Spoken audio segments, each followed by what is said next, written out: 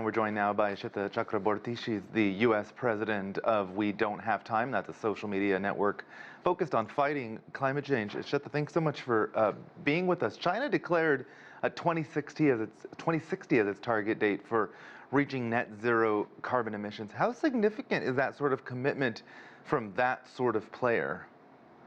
So we need to see net neutral carbon emissions by mid-century, and the rich G7 countries pledged to reach that by 2050. We've seen China, Russia, Saudi Arabia say 2060. So coming out of the G20 talks, the wording is being used to say around mid-century, so to accommodate that 2050 goal and that 2060 goal.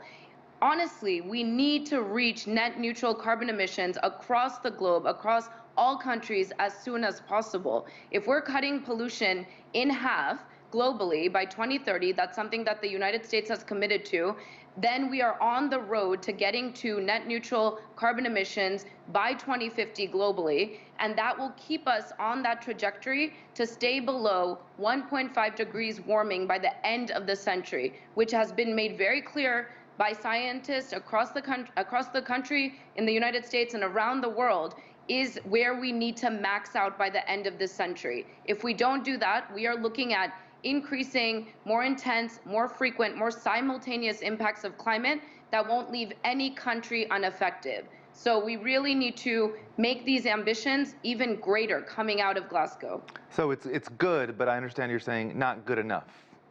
That's right. We really need to reach net neutral globally by 2050 at the latest.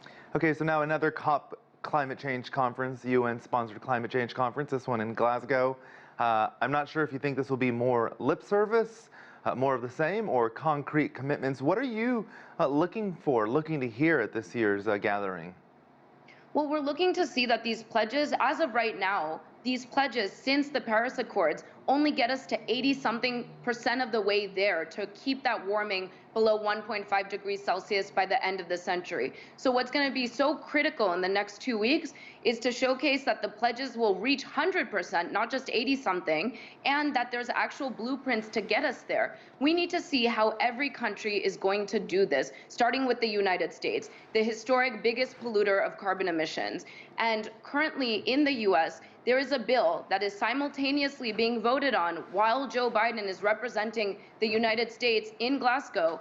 The idea here is that if this bill goes through Congress, it will be the largest climate investment in United States history, $555 billion that will course correct for a history of environmental racism in this country, and it will also invest in clean energy and reduce actual energy prices for Americans, on average about $500 a year. So the US can showcase how this can be done at home and how other countries can follow suit. So that'll be really important to see this bill go through while these talks are going on in Glasgow. And then we need to see the same from China. We need to make sure that coal-fired power plants are not continuing on the ground in China and in India and in Russia.